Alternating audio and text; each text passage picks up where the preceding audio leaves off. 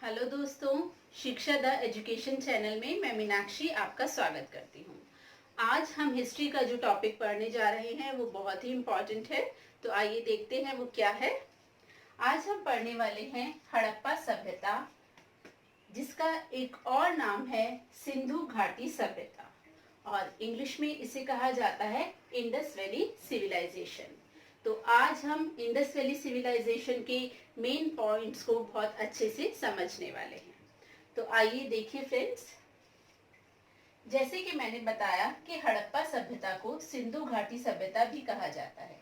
इसे कई अन्य नामों से भी जाना जाता है जो हम आपको आगे बताएंगे। सबसे पहले हम पढ़ने वाले हैं कि इसका विस्तार कहां से कहां तक फैला हुआ है। ये जो सभ्यता है बहुत ही बड़ी सभ्यता है, बहुत ही विस्तृत सभ्यता है। इसका विस्तार जम्मू कश्मीर में मांडा से, जो कि चेनाब नदी के किनारे है, बलूचिस्तान में सुद कांगोडोर, जो कि दशक नदी के किनारे है, सुद कांगोडोर बलूचिस्तान दशक नदी के किनारे, फिर आलमगीरपुरा यूपी में हिंडन नदी के किनारे, और उसके पश्चात अहमदनगर महाराष्ट्र प्रवर नदी के किनारे है। तो ये एक बहुत ही विस्तृत सभ्यता है। जब हम इन चारों जगहों को आपस में जोड़ते हैं तो एक त्रिभुजाकार आकृति हमें प्राप्त होती है, जिसके कारण हड़प्पा सभ्यता को एक त्रिभुजाकार सभ्यता कहा जाता है, क्योंकि इन जगहों के जो सीमाएं हैं उनको जोड़ने पर एक त्रिभुजाकार आकृति हमें प्राप्त होती है। अब हड़प्पा सभ्यता का जो क्षेत्रफल है, कुल क्षेत्रफल, वो 12,99,660 वर्ग किलोमीटर, जो कि लगभग 13 लाख वर्ग किलोमीटर के आसपास है। इतना इसका क्षेत्रफल है। तो आइए इसके बारे में कुछ और जानकारी हम प्राप्त करते हैं।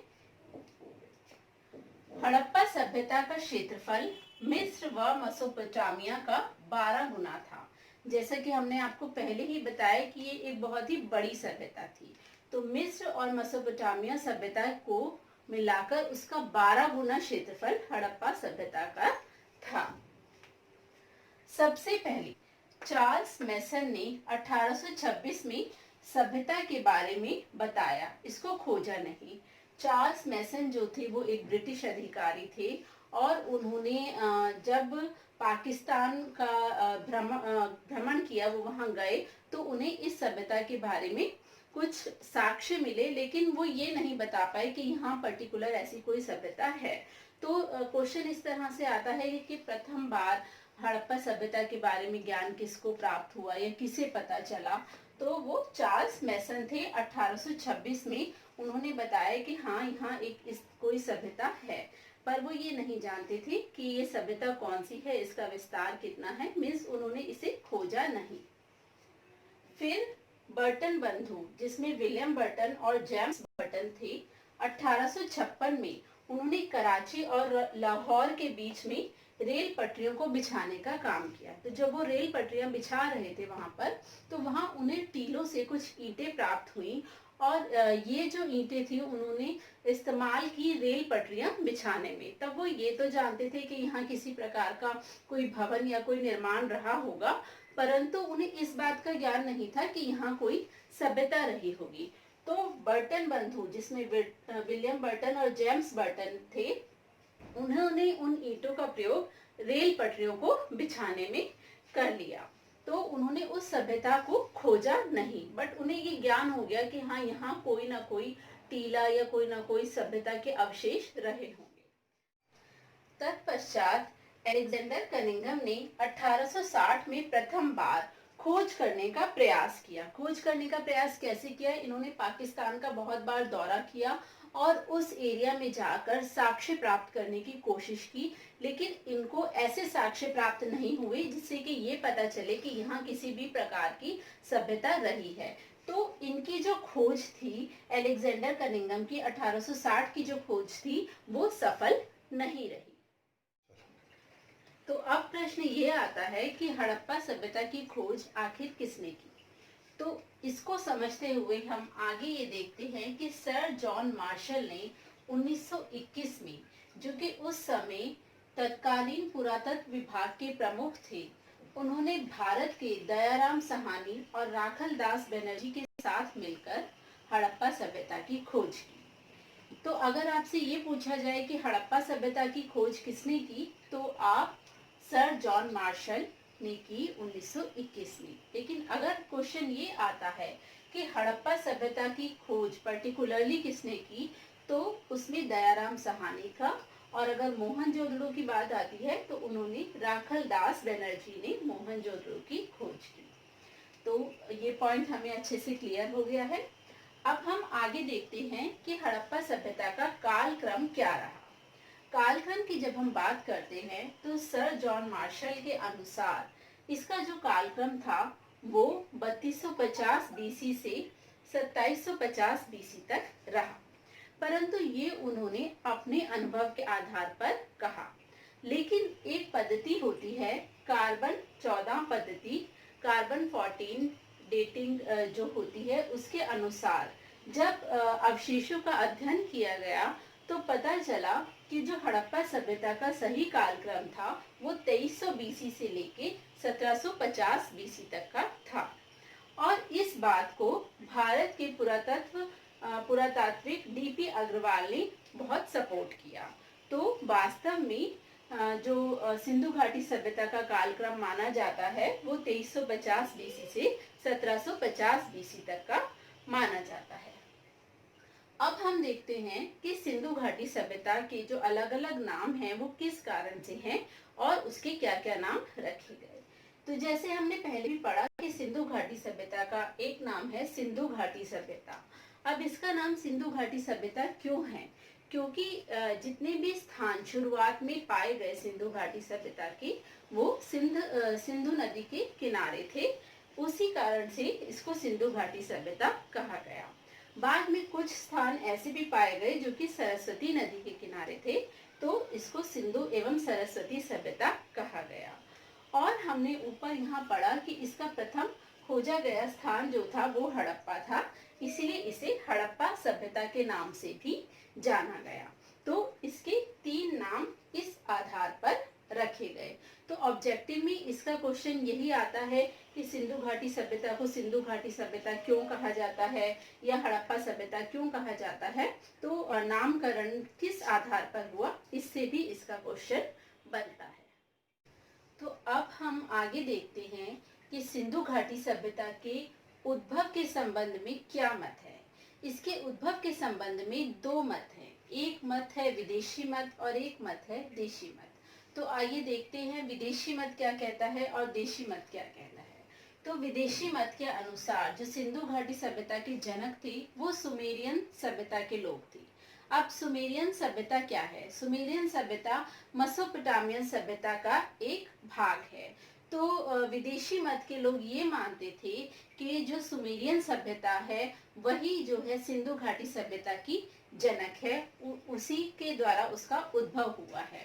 परंतु इस मत को जो है वो बहुत ज्यादा सपोर्ट नहीं मिली। केवल विदेशी मत के लोग ही, जिनमें नाम प्रमुख है मार्शल, व्हीलर, डीडी कोशाम्बी, ये लोग प्रमुख थे, यही इस मत को मानते थे। परंतु इसको सपोर्ट इसलिए नहीं मिला क्योंकि जो सुमेरियन सभ्यता है और जो सिंधु घाटी सभ्यता है दोनों के काल क्रम में बहुत अंतर था। इस कारण से इस मत को बहुत अधिक सपोर्ट नहीं किया गया।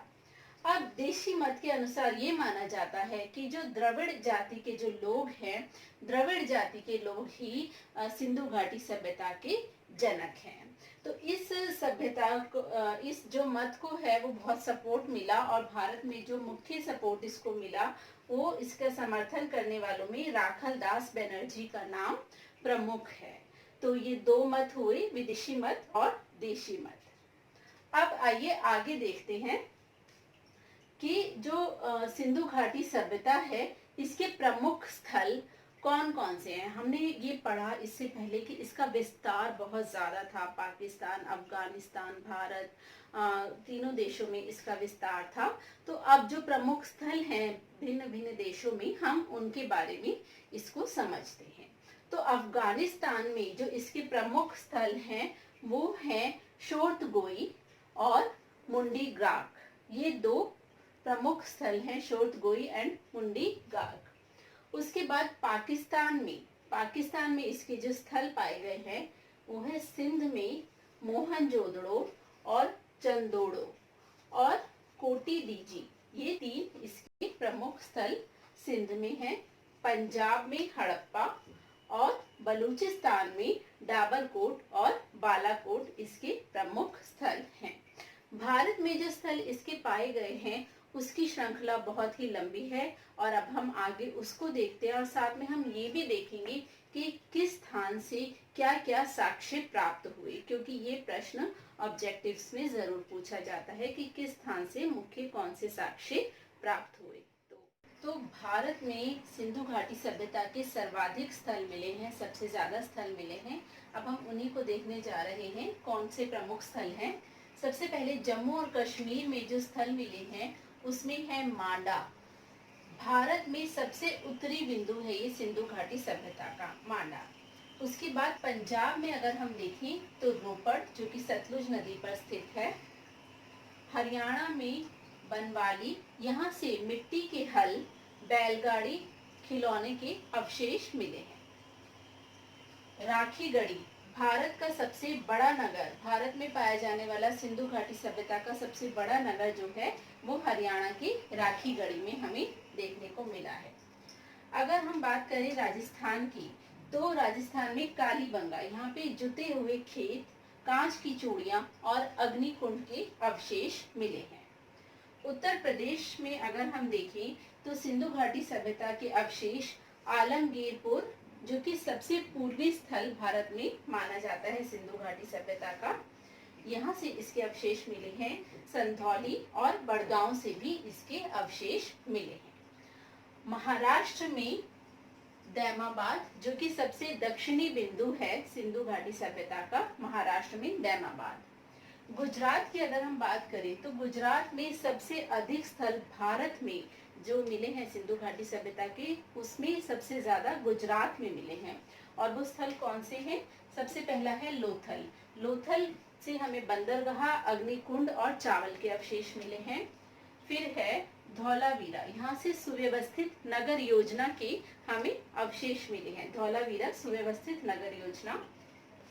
सुरकोटडा, यहाँ से घोड़े के अवशेष मिले हैं, घोड़े की नाल भी मिली है यहाँ से, तो घोड़े के अवशेष मिले हैं। रंगपुर, चावल का प्रथम साक्ष्य रंगपुर से ही प्राप्त हुआ है। इसके अलावा गुजरात में भगत राव और रोजदेव से जो है अवशेष मिले हैं सिंधु घाटी सभ्यता के। अब हम आगे पढ़ेंगे कि सिंधु घाटी सभ्यता की मुख्य विशेषताएं क्या हैं और मुख्य विशेषताओं को हम थोड़ा शॉर्ट में करके इसके मेन पॉइंट्स हम आगे पढ़ने वाले हैं। तो अब हम बात करते हैं सिंधु घाटी सभ्यता की विशेषताओं की। तो अगर हम इसकी विशेषताओं को देखें तो सबसे पहले आता है नगरीय सभ्यता। सिंधु घाटी सभ्यता एक नगरीय सभ्यता थी। इसके साक्ष्य हमें प्राप्त हुए हैं। जो नगर योजना थी वो 2 भागों में विभाजित थी, पूर्वी टीला और पश्चिमी टीला। पूर्वी टीला पर वो लोग रहते थे जिसमें आम जनता आती थी और निचले स्तर के लोग इसमें आते थे।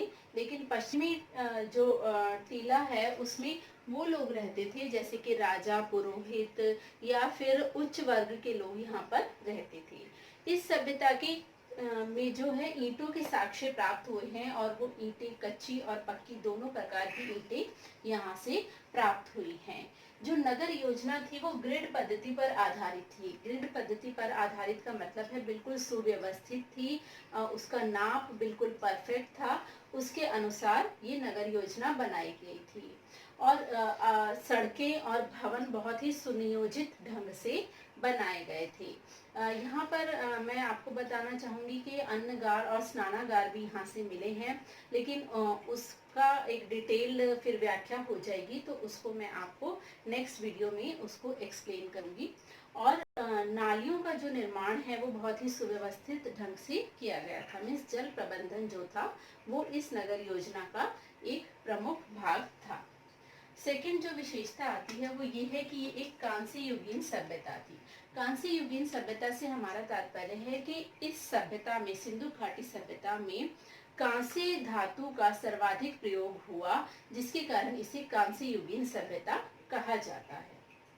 अब है ये एक आद्य ऐतिहासिक सभ्यता थी। आद्य ऐतिहासिक सभ्यता से हमारा तात्पर्य ये है कि यहाँ से लिखित साक्ष्य प्राप्त हुए हैं, लेकिन उन साक्ष्य को अभी तक पढ़ा नहीं जा सका है। तो ऐसी जो सभ्यता है जिसमें हमें लिखित साक्ष्य प्राप्त हुए हैं परंतु उन्हें अभी तक हम पढ़ नहीं पाए हैं, तो वो आद्य ऐतिहासिक सभ्यता के अंतर्गत आते हैं। तो इसलिए सिंधु घाटी सभ्यता को भी आद्य ऐतिहासिक सभ्यता कहा जाता है। यहाँ के लोग शांति प्रिय थे, मीन्स किसी प्रकार का यहाँ से लड़ाई या युद्ध के साक्ष्य प्राप्त नहीं हुए हैं, इसलिए यहाँ के लोगों को शांति प्रिय माना जाता है।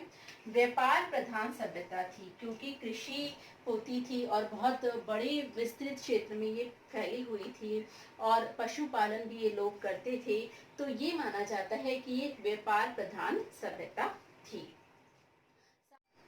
ये सभ्यता एक राजनीतिक सभ्यता थी, राजनीतिक रूप से सुदृढ़ थी। यहाँ राजा मंत्री ये सब माने जाते हैं कि एक राजनीतिक सुदृढ़ व्यवस्था थी। यहाँ पे आर्थिक सुदृढ़ता थी और न केवल देश में बल्कि विदेशों में भी इस सभ्यता से व्यापार किया जाता था। सांस्कृतिक साक्ष्य जो भी प्राप्त हुए हैं उनके आधार पर यह भी कहा जा सकता है कि सिंधु घाटी सभ्यता सांस्कृतिक रूप से बहुत अधिक सुदृढ़ थी। तो ये हमने सिंधु घाटी सभ्यता या हड़प्पा सभ्यता के बारे में कुछ मेन पॉइंट्स पढ़े। अगर आपको ये अच्छे लगे तो वीडियो को लाइक करें, शेयर करें और चैनल को सब्सक्राइब करें। और अगर आपकी कोई क्वेरी है तो आप कमेंट बॉक्स में उसको दे सकते हैं। Thank you so much student.